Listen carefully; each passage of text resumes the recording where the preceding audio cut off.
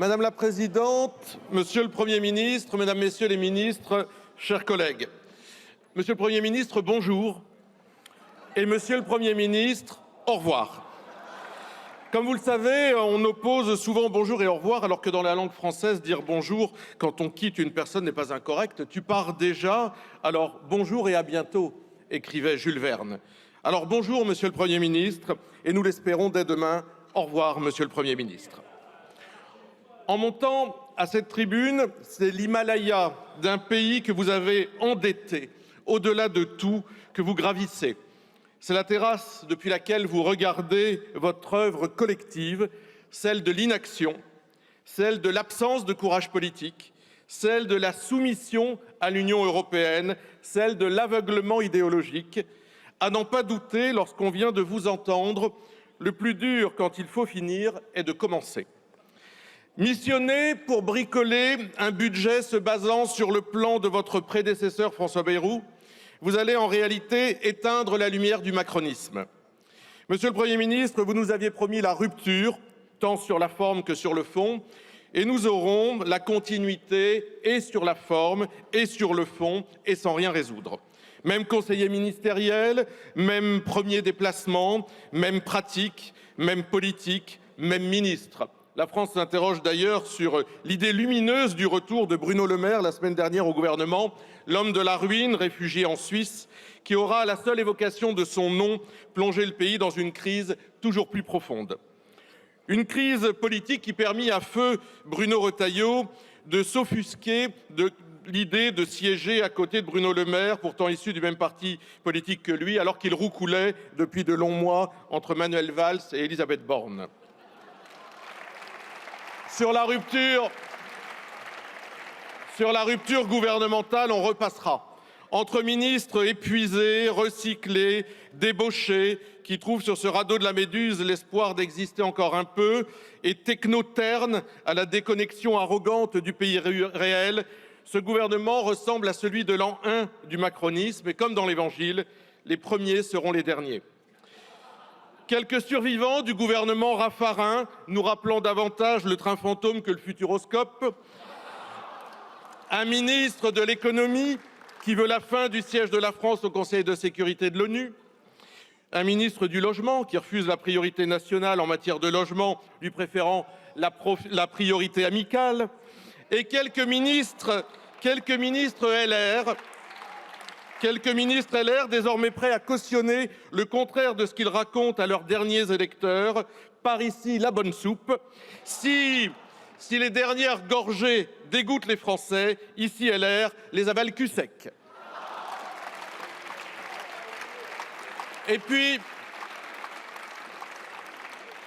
comment ne pas voir avec ce hold-up de la technostructure sur les grands ministères du quotidien la mainmise de l'État profond qui gouverne ici en pleine lumière. Cela ne serait qu'anecdotique si ces acteurs ne portaient pas des convictions dangereuses, à l'image de la nouvelle ministre de l'écologie, militante anti-nucléaire, renforçant dans cette période de crise l'illisibilité écologique de ce gouvernement. Une écolo barbue, on a déjà vu, une barbue ministre anti-nucléaire, on ne veut pas voir.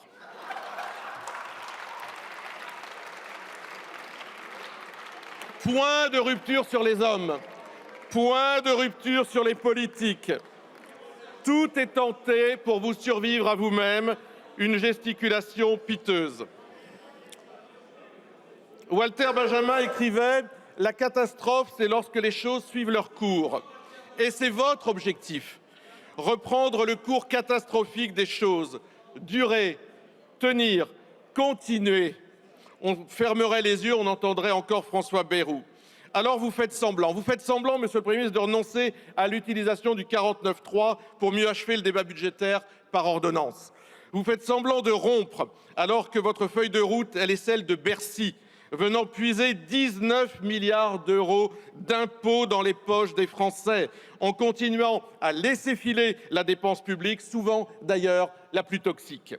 Pour la rupture, vous repasserez. En revanche, concernant votre bilan, nous allons vous retenir quelques instants. Monsieur Attal, désormais opposant numéro 1 d'Emmanuel Macron, voulait désmicardiser la France en 2024. Le nombre de travailleurs payé au SMIC en 2017 était de 10%, il est de 15% aujourd'hui. La productivité française était une fierté, elle a baissé de 3,5%. Notre tissu de PME, qui irriguait notre économie, leurs faillites n'ont jamais été si nombreuses aujourd'hui, augmentant encore de 3% de 24 à 25. Les courageux dirigeants de TPE qui forcent notre admiration, ils sont 50% à être payés moins du SMIC et un tiers moins de 1 000 € par mois selon leurs propres syndicats. Qu'avez-vous fait de notre pays, monsieur le Premier ministre? Vous l'avez ruiné, vous l'avez ubérisé, vous l'avez insécurisé, vous l'avez dégradé, vous l'avez livré aux prédateurs de tout poil, vous l'avez abîmé. La crise que vous avez créée, vous n'êtes même pas capable de l'assumer car vous n'êtes jamais responsable de rien. En fait, avec vous, la faute, c'est toujours celle des autres. Les Gilets jaunes, les Anglais, le Rassemblement national, Trump, Israël, le Covid, les ouragans. En réalité, votre responsabilité, elle est immense. Vous qui êtes là depuis le premier jour, monsieur le Premier ministre, mais c'est surtout celle, évidemment, du président de la République, véritable artisan du chaos. Le peuple de France crie son incompréhension tous les jours, crie sa douleur, crie ses blessures, crie ses attentes. Vous préférez les ignorer parce que vous avez peur de lui, vous avez peur du peuple de France. Alors nous ici, avec Marine Le Pen, nous sommes le cri du peuple. Le cri du peuple qui veut vivre. Nous sommes le cri du peuple qui veut vivre de son travail, de son talent, de sa créativité, de son agriculture, de son industrie, de son intelligence collective. Ce peuple qui demande que vous vous attaquiez aux dépenses toxiques de l'État, les agences, les millefeuilles, les plans cacopins. Rien dans ce budget, rien en vue.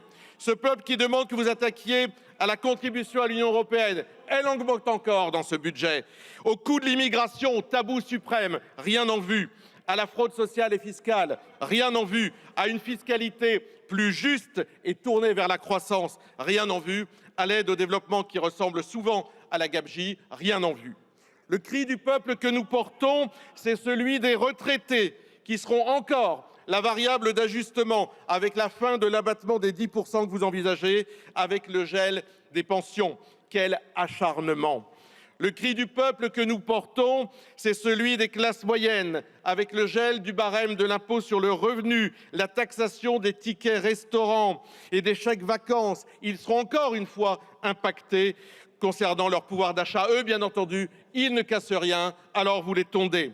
Le cri du peuple que nous portons, c'est celui des jeunes qui verront leur job étudiant fiscalisé, mesquin et si injuste, dans la même logique que la suppression des 5 € d'APL.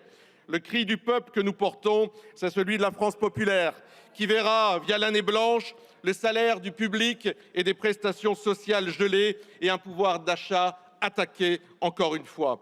Le cri du peuple que nous portons, c'est celui des Français qui vivent en dehors des métropoles, qui verront les collectivités, leurs communes davantage impactées encore. Le cri du peuple que nous portons, c'est celui des Outre-mer, de nos compatriotes de Mayotte, je pense à Anchia Bamana qui est là, qui ont été oubliés de vos préoccupations budgétaires. Pas un mot.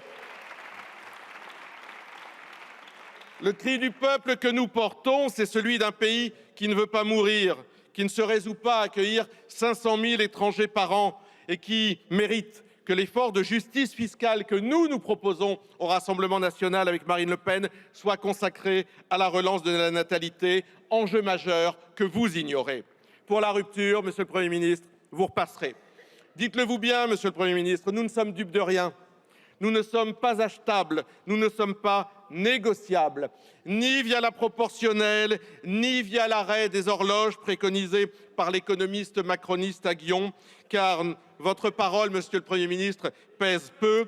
Lorsque vous parlez, c'est Emmanuel Macron que nous entendons. Alors, chacun va prendre ses responsabilités. Qui des LR ou des socialistes se couchera le premier? Qui viendra en premier au secours de la Macronie et de son Titanic? Qui acceptera une des hausses d'impôts, des recettes d'impôt sur le revenu de 10%? Qui acceptera la fin du dégrèvement des frais de scolarité? Quel socialiste longera les murs demain parce qu'il n'aura pas voté la censure?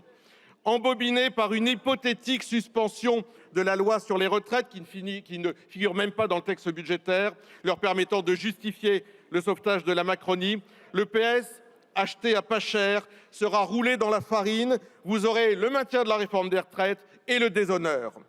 Le PS, capable aujourd'hui de demander jusqu'à la suspension de la loi Touraine, sa propre loi, pour éviter l'élection. Pauvre Madame Touraine qui doit se retourner dans sa tombe. Pardon, elle est encore vivante. Les Français vous voient, vous de l'UMPS, ils vous voient du PS aux Républicains, ils vous voient vos petitesses, vos insincérités, vos calculs de boutiquier. C'est finalement peut-être encore pire que les échecs de la Macronie. Vous avez topé, comme vous dites, vous avez topé sur le dos des retraités, des classes populaires, des étudiants pour échapper au suffrage universel. Comment imaginez-vous un jour, socialistes et républicains, diriger de nouveau notre pays avec comme seul programme d'empêcher l'alternance et donc d'empêcher la démocratie? Il y a pourtant urgence à l'alternance, à retrouver de la stabilité, à récompenser les efforts et les sacrifices imposés aux Français par vos politiques. Il y a urgence à redonner un cap au pays.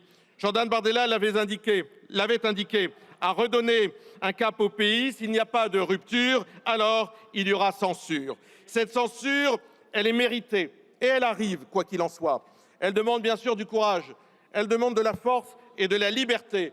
Le courage, c'est celui des convictions. La force, c'est celle de résister aux pressions. La liberté, c'est celle que devrait avoir chaque parlementaire vis-à-vis de sa conscience. C'est votre liberté intérieure, chers collègues, que j'appelle ce soir. Sauvons la liberté sauve le reste, déclamait ici Victor Hugo. Eh bien, devant le pays qui le réclame, soyez, chers collègues, libres et forts, soyez des législateurs, soyez des Français, hissez-vous à la hauteur de l'événement et demain, censurez-les. Bonjour et au revoir, Monsieur le Premier ministre. Je vous remercie, Monsieur le député.